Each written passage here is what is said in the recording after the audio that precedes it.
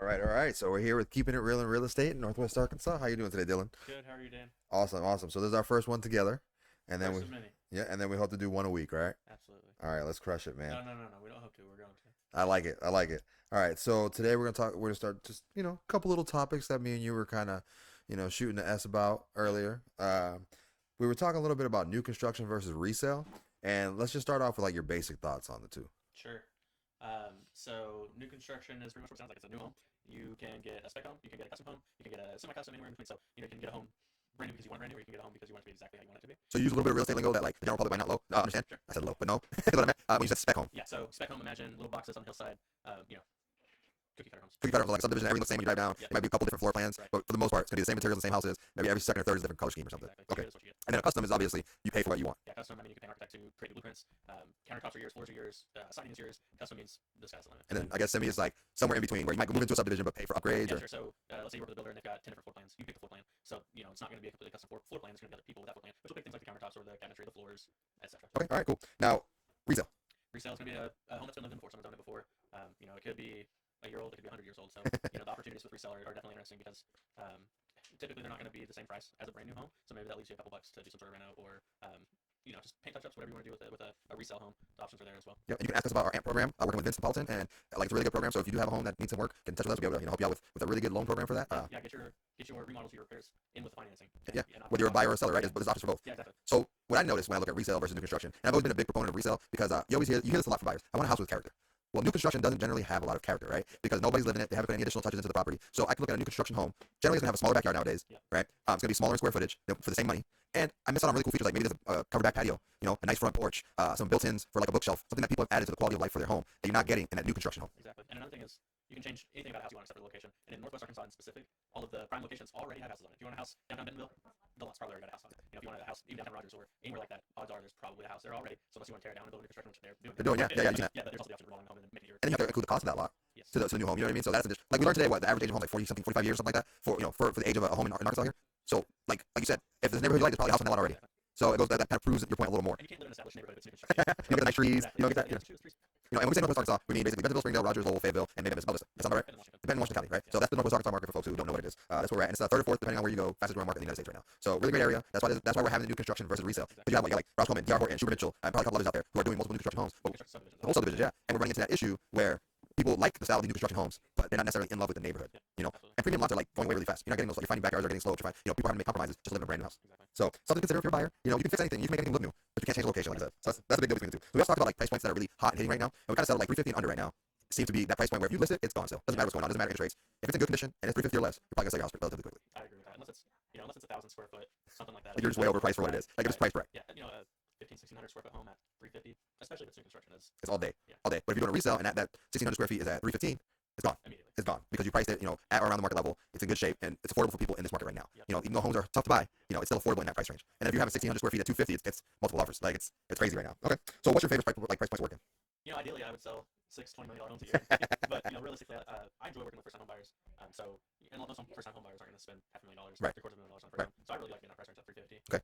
Anywhere around there, 350 to 500 is a pretty enjoyable price range for me working, whether it's buyers or sellers. I got What about you? Me, man, I really love 500 and up. I know it's like, well, why? Well, I've been in the business 17 years, so most of my clients are on their second or third house, and that just seems to be the range that they're in currently. Yeah. So I only bought a few years ago. I was $100 a foot. They're selling houses for 200 yeah, so like a lot of them, they've got a lot of equity out of their homes, and we're getting into the homes that are their dream homes now, right? So I've spent a lot of time in the last 4 or 5 years in that market, but I'm happy to find anything for anyone. No deal is a bad deal, no transaction is a bad transaction. Everybody's worth working with. So if you're a first-time home buyer, I can hold your hand and walk you through that whole thing. If you're on your third or fourth house, I can still give you a lot of tips to make that process easier. Give you that guidance because you might not buy a house in 5 or 6 years, and the market's completely shifted and changed. Things have changed in the last 5 or 6 years. And it's like that every year. There's just changes every year that demand a different approach to whatever you're trying to buy or sell, right? And then, and then I work with a lot of investors, right? So like finding deals in any market is something that over these 17 years I've become accustomed to. Where someone's like, are there any good deals? I'm like, there's always good deals, but it's just what is it that you're trying to accomplish, right? Because if I'm trying to buy a $500,000 house, that might be a good deal to one person.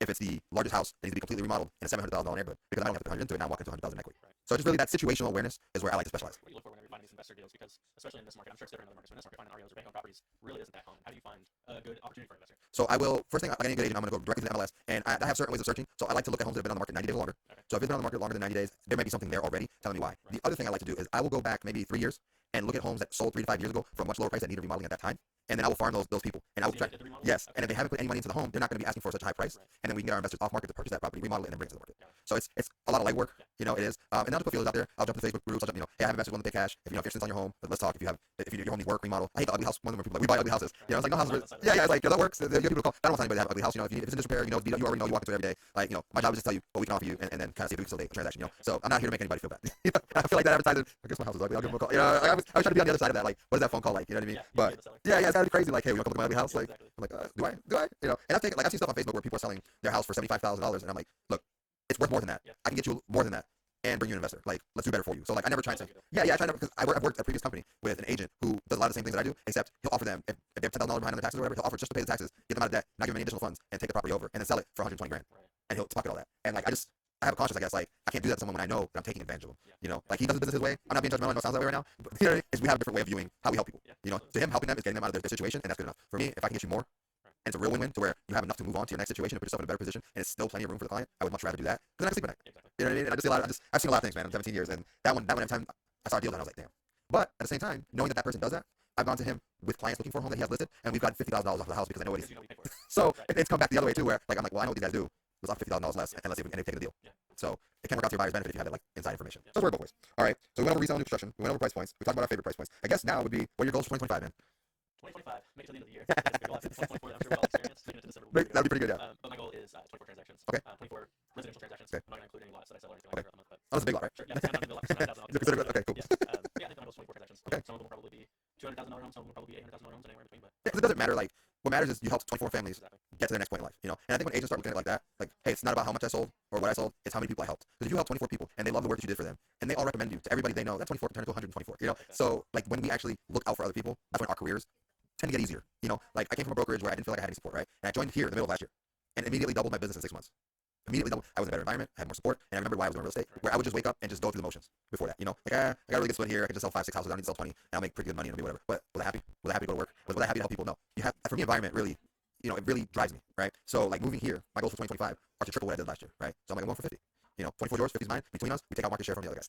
You know what I mean? And we do it in a way that's ethical. We do it in a way that benefits people. So I'm excited for 2025. It's gonna be a big year. Yeah, it's gonna be a big year. But this is our first one. I'm excited for our first podcast. Next week we'll talk some more. We'll have some funny topics to talk about. We'll probably play a game and we'll just have some fun for this year. I'll give you guys weekly updates. Let you know what's going on. I think that'll be part of it, right? Yeah, Market updates. Yeah, we'll probably start with the news of the day or something. Out of the way. Yeah, and then we'll have more one-on-ones like